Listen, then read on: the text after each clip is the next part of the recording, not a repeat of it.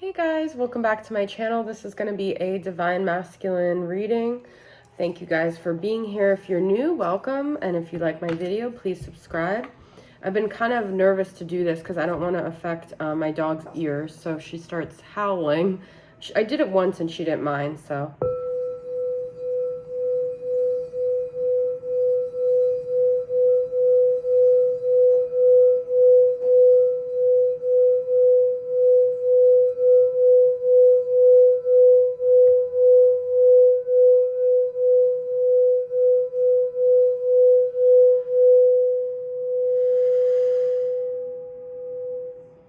That is a B note crown chakra singing bowl. Okay, let's let some sage and see what comes up in the Divine Masculine reading. So something I've been thinking about a lot is just how much this journey is about boundaries, and becoming really I was thinking about my life before this whole awakening to the Divine Masculine, to twin flames, and how it was very much centered around my friends and collaborating with other people, and how much of a solo journey it's become. And I was wondering, was it always leading up to this thing of being completely kind of solo?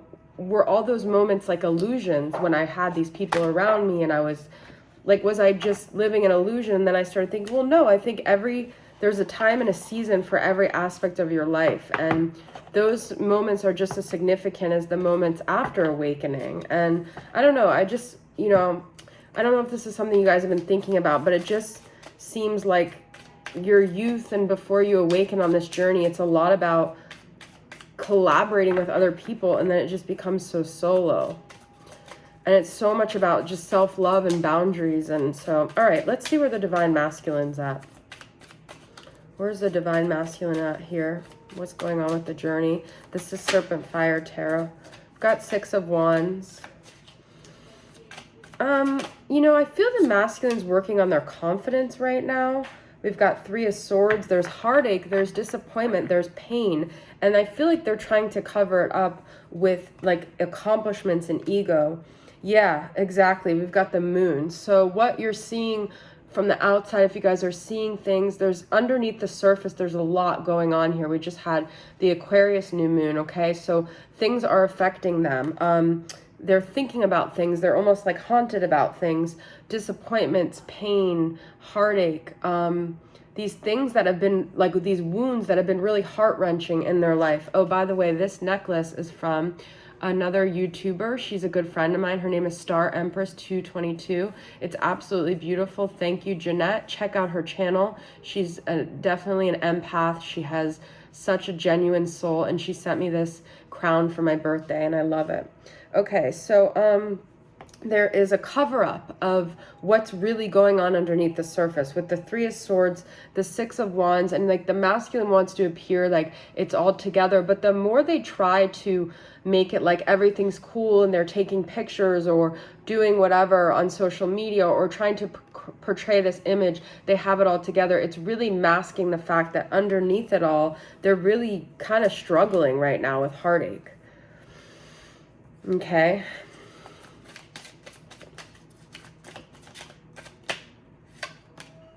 Got Two of Wands reversed, and I feel like they don't know which way to go. They feel lost, okay? They don't know how to plan for the future because they are so burdened by the past. We've got Ten of Wands here.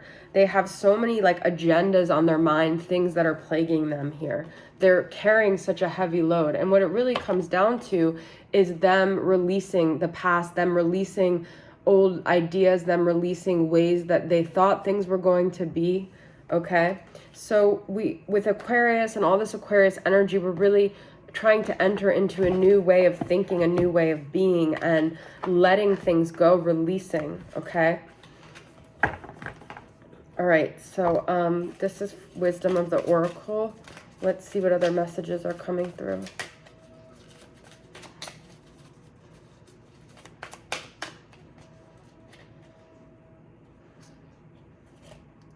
We've got By the Book. Okay, so I feel like they thought by taking the safe route and doing what was expected of them, that they would live like they could almost control their life if they did things by the book. Okay, we've got elephants here. We've got the straight and narrow line is just following the pack, just going according to what is expected of you. Okay, but we've got between worlds. So the outward projection of who they are is very much different than what's going on inside. And they've lived so much like that that they've almost like broken their own hearts by betraying themselves. Okay, so the moon is like that dark part of them, and then this is the part that sees the light, and this is what people see, but underneath it is this dark color, is these shadows, is these things that they cope with, that they deal with. Okay, and it says between worlds. So let's see what the key words of that are.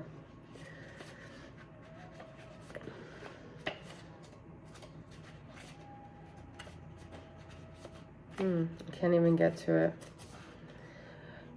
Transitions, not being quite out of one situation, fully engaged in another, temporary blindness, no man's land.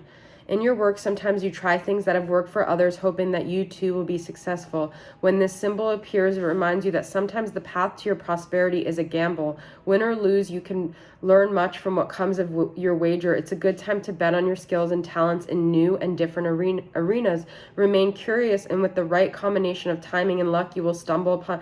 That's what I was talking about in my last reading, is being a curious observer, staying open, staying flexible. There is a focus right now for the masculine on ways they can be successful, and are they going to go by the book, or are they going to be courageous and take chances? And that relates to their situation with the feminine, that relates to their career path, that relates to how they speak in their world, how they share their emotions. Okay, so let's get the keywords for by the book.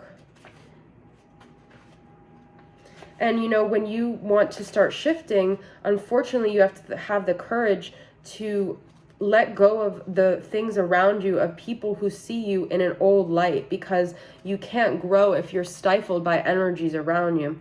Abiding by social rules, conformity, respecting cultural family traditions. So there's a lot of fear here about ruffling feathers, okay? Let's get one more. Serendipity. Oh, this is beautiful. Number 18. On the other side of fear, though, is this joy, is this sweetness, is this nourishment of life, when we have the courage to step outside of what people expect of us, and just to do, you know, to take these chances, to make decisions that others may not agree with, but we in our hearts know whatever comes out of it, even if it's just the fact that we made a decision that others didn't agree with, that alone is a success. So the masculine is trying to measure the ways they've realized measuring their success isn't working. So they have to do things that deem success in a different, new way. Okay. Serendipity, opportunity allied with readiness, the awareness of synchronicity, luck and good fortune appearing as sign and symbols, a magical alignment of events.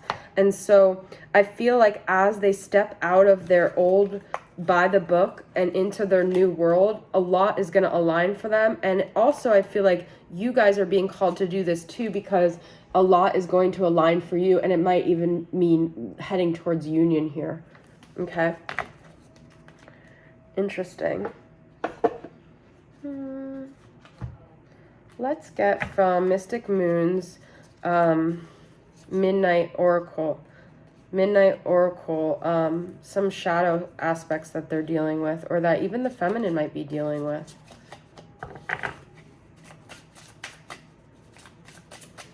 This is like a Halloween type spooky deck.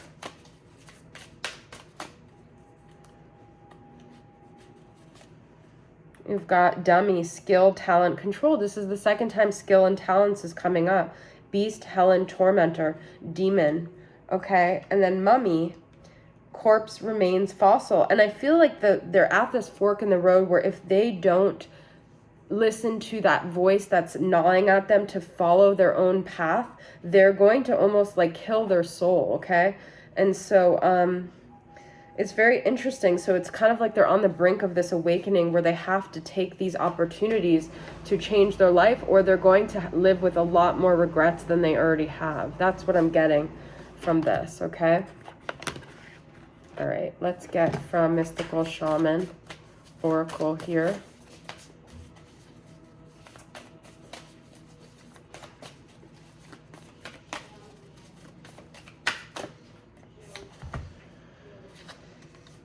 We've got upper world and thunder. Thunder. I feel the thunder. Lightning and thunder. Okay, now this is interesting because we have between worlds and now we have upper world. So I'm getting a very torn energy in the masculine. They're torn between what others want from them, what they feel in their soul, their fears, their desires. It's all like a lot of energies. And I have been pulling Two of Pentacles a lot for the horoscope reading. So I feel like there is a lot of different energies being pulled at everyone right now. What does it say for the upper world here? It says, angels, divine helpers, the ancient ones, and all varieties of luminous beings populate the upper world. The upper world is calling you to step into your fully realized self. Clear distractions so that you can move into a higher destiny. Do not fall to the temptation to craft a slightly more improved version of yourself. Ask your divine helpers for guidance. So that's what I'm saying. The spiritual realm is calling them. And it's almost like, they're hearing it with the thunder. They hear it, they see it, and if they ignore it, that's on them. But I want to actually see what it says for thunder. But it's like this loud gnawing sound that they can't ignore. Okay, and it's also like, it's also abrasive almost. It's like shaking their world here. Their world is being shook, is the feeling I'm getting. Okay, what does it say? That when thunder comes into your reading, it refers to a big dramatic change that feels like a herd of wild bison on the run. You feel it right through your bones, and you know that you are powerless to influence whatever events have been set in motion. This is a time to be prepared for anything. Your life is an adventure, and wonderful opportunities are arriving now. So that's what I'm saying. There's just so much energy of them being called to shift gears and having really no choice in the matter. All right, I want to pull from my Divine Feminine What Should You Do deck. I'm just feeling that right now. So what's some guidance for the Divine Feminine here?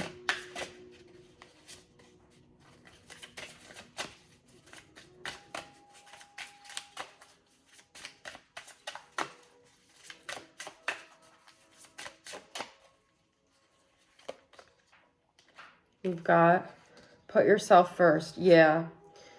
Have compassion for your masculine and take a break from it all. Some of you guys are pulled in a million different directions. This is saying in order for your masculine to know how to navigate this, you have to mirror that, provide a mirror for them. And putting yourself first is so essential on this journey. And it might mean losing a lot of people in your life, okay? You can have compassion for your masculine or for anyone and still put yourself first. There's a gray area here. Okay, take a break from it all. Take space. Do whatever you need to do to breathe, to ground, to center yourself. We've got get out of the house. Okay, go outside, be in nature. Okay, so I think that might be the end of my reading. My dog is actually starting to bark. To whine. Let's get just some unsent text from the Divine Masculine. Oh, I didn't even use the deck that I meant to use. I am obsessed. All my friends think I've lost my fucking mind. I am in debt. I am struggling to pay my bills. Okay, so this is what's going on, guys. They're not doing that well here. This is the deck I meant to use. I pulled it out to use it. Let's get 2 last cards from here.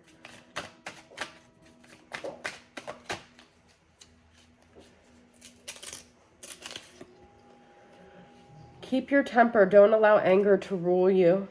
Okay, so some of us might be really edgy right now. This is also something that the masculine might be going through. He's like so overwhelmed, or she changed in the night. You have changed quickly. So we're being called to be open to change and to know that we have changed. You know, some of us might feel like we look and we see other people around us experiencing things, changing, and we feel stuck. But remember how much you have changed. Look at the little ways that you've changed, okay? And something is changing in the masculine too.